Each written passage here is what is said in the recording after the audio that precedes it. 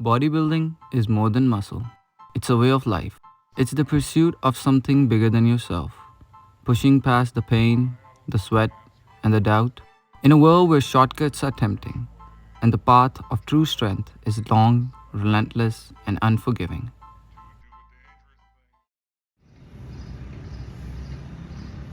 जहाँ तक मेरे नॉलेज की बात है, मैंने ये देखा है कि पाकिस्तान में इसकी बड़ी पुरानी तारीख है। रावलपिंडी का मैं रहने वाला हूँ, तो मैं आपको ये बता सकता हूँ कि हमारे ज़माने में से आज से कोई 40 साल पहले, 55 साल पहले, 50 साल पहले ये ऐसे जिम्नेजियम्स नहीं हुआ करते थे। वहाँ पे ओपन जिम्स थे। वहाँ पे जो एक रवाज था या जो एक सही काम चल रहा था वो यूँ था कि ओपन जिम्स में बॉडी बिल्डिंग के मुख्तलिफ़ किस्म के डंबल्स वगैरह और बेंच प्रेस के लिए बाकी चीज़ें होती थी और ओपन एयर में हम किया करते थे।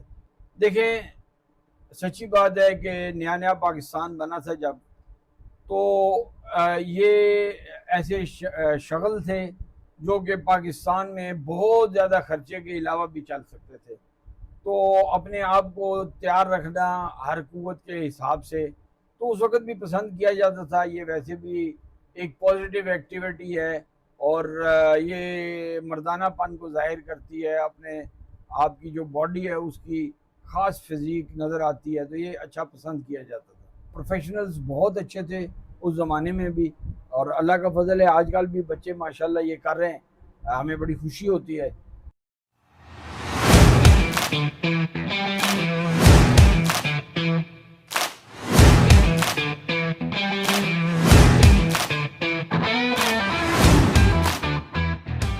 जिम मैंने जब स्टार्ट किया ना, तो मैंने एक कंपटीशन देखा था मिस्टर रावलपिंडी का।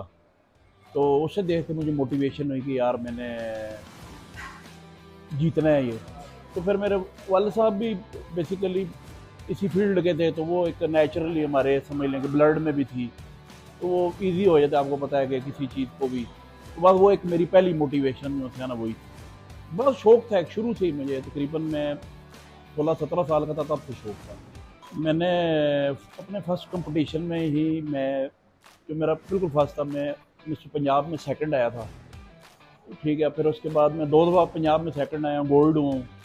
फिर मैंने मिस्टर रावलपिंडी डिवीज़न जीता है और मिस्टर वाह का टाइटल मैंने जीता है। इस तरह पाकिस्तान में 5th आई है। इस तरह ऑन एंड ऑफ जो है वो मैं कंपटीशन खेलता रहा हूँ काफ़ी ज़्यादा। प्रोफेशनल बॉडी बिल्डिंग बहुत मुश्किल काम है, ख़ास तौर पे जिन लोगों के कुछ लोग होते हैं ना कि जेनेटिकली ब्लेस्ड होते हैं, तो मगर वो क्या होता है कि मेंटली उस तरह ब्लेस्ड नहीं होते, वो वर्क एथिक नहीं होता उन लोगों के अंदर।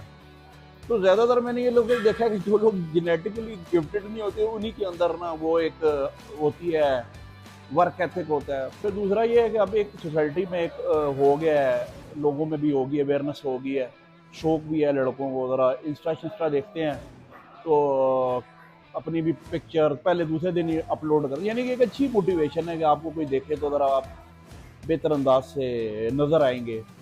ज़ाहिर बात, आपको देखने वाला होता है, आप अच्छी डाइट करेंगे, अच्छी ट्रेनिंग, और यानी एक मोटिवेशन फैक्टर बन जाता है। अगर आपको कोई देख रहा है तो वो एक पॉइंट है आपको देखने का। अगर आप फिर अनहेल्थी वे पे जाते हैं, आपको पता है फिर तो हर चीज़ में वो कोई भी गेम है उसके साइड इफ़ेक्ट्स और प्रोज एंड कॉन्स हर चीज़ के हैं।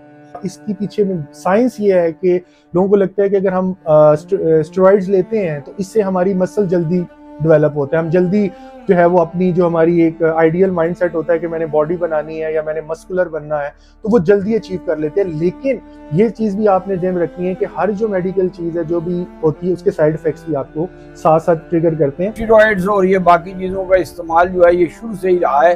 इनके नाम बदली होते थे, उसको आप पुश्ते का नाम दे दें, देसी किसी और माजून का नाम दे दें या कोई दूसरे करें, तो उस ज़माने में भी लोग एक्स्ट्राऑर्डिनरीली अपने आप को सेट रखने के लिए ऐसी खुराकें हासिल करते थे।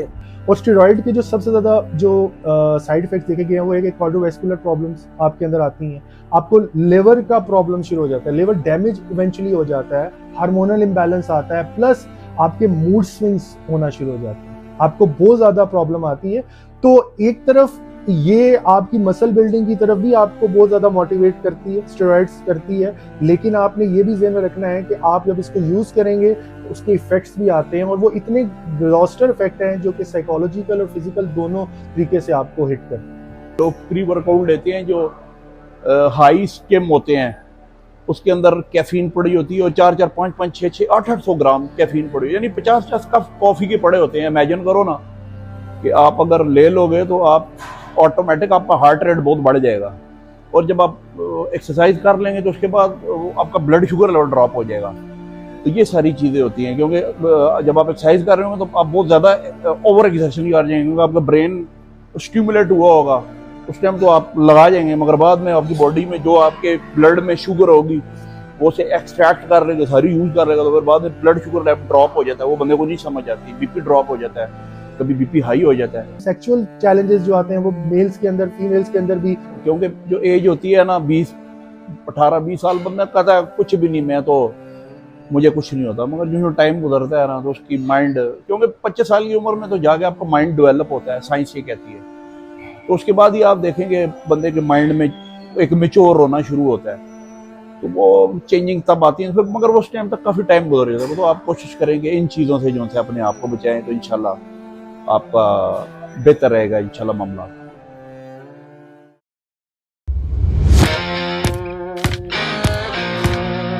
Temptation often comes in the form of shortcuts, chemical enhancement, quick fixes, but for some, the pursuit of true strength goes beyond the easy path. Natural bodybuilding, rooted in hard work, dedication, and discipline. It's a journey that doesn't rely on shortcuts, but on raw effort and unwavering commitment. अगर properly मैं कहूँ तो मुझे 3 साल हो गए हैं gym जाते, जिसके अंदर मैंने फिजिक कम्प्लीटली बिल्ड अपनी की है, बट उन 3 सालों के अंदर ऑन एंड ऑफ साइकिल्स चलते रहे हैं। नेचुरल तरीके से अगर आप अपनी ग्रोथ करेंगे, बॉडी बिल्डिंग करना चाह रहे हैं, स्पेसिफिकली आपने बॉडी बिल्डिंग की बात की, तो it take years of years to develop your body. I was in gym and एक दोस्त में इसी तरह की बात कर रहा था कि मोटिवेशन क्या था ना जिम शुरू करने की। एक्चुअली मोटिवेशन इंसान में, हर इंसान के अंदर होती है टू लुक गुड। स्टार्ट से ही जब आप बच्चे होते हो, आप देखते हो like you watch movies, you watch your favourite characters, even you watch people watch anime. क्योंकि मैं स्टार्ट से ही आई वाज सो स्किनी, तो I started my work gym journey and workout वाली। It's about discipline. Gym is actually about just discipline. अगर आप discipline नहीं maintain कर सकते, क्योंकि मोटिवेशन तो आपकी इन सम टाइम ख़त्म हो जाती है, मोटिवेशन किसी भी चीज़ में वो लैक कर जाती है, बट डिसिप्लिन कभी आपका लैक नहीं करता। आप सिर्फ डिसिप्लिन शो करें, कंसिस्टेंसी शो करें, बॉडी खुद बन जाएगी। नेचुरली फिजिक के लिए अब नॉर्मली जो मेरा अपना पर्सनल एक्सपीरियंस है, आप कंसिस्टेंसी से 1 साल या मिनिमम 6-7 महीने आप वर्कआउट करो तो आपको रिजल्ट्स मिलेंगे, you will see your results. ठीक है, हमारा ज़्यादातर क्या होता है कि हम 2-3 महीने एक बॉडी मोटिवेशन आती है, हम कहते हैं हमने 2-3 महीने हमें नहीं समझ आ रहा, हमारी बॉडी नहीं बन रही, हमें नहीं कुछ डिफरेंस नज़र आ रहा, फिर हम शॉर्टकट्स क्या लेते हैं जाके। तो लड़के होते हैं मोस्टली, वो जब इस चीज़ में पढ़ते हैं तो वो जब इतनी बिग फिजिक्स देखते हैं ना, इतनी कोई एक फेक नेटिव फिजिक्स वगैरह वो देख रहे होते हैं, तो उनको लगता है कि नहीं यार हमें बहुत ज़्यादा बॉडी चाहिए, और वो मेंटली नेचुरल फिजिक्स से उस तरीके से खुश हो ही नहीं सकते, क्योंकि उनका गोल कुछ डिफरेंट है। स्टेरॉइड्स की तरफ जाएंगे, कुछ इस तरह की जो चीज़ें होती हैं जो हमारे एक्सेस में होती हैं, हम उनको लेना शुरू कर देते हैं। लेकिन ये ज़हन में रखिएगा कि अगर आपने बॉडी बिल्डिंग करनी है, अगर आपको लगता है, तो फिर आप इसके लिए कम से कम 2 से 3 साल का प्लान बना कर रखें। सूरह अनफाल की आयत नंबर 60 में अल्लाह पाक ने फरमाया है कि और तैयार रखो अपनी कुव्वत जिस कदर तुमसे हो सके ज़राए जंग के साथ, ताकि हैबत तारी हो जाए उनके दिलों में जो दुश्मन है तुम्हारे और अल्लाह के, और इसके अलावा कुछ और जिन्हें तुम नहीं जानते मगर अल्लाह जानता है।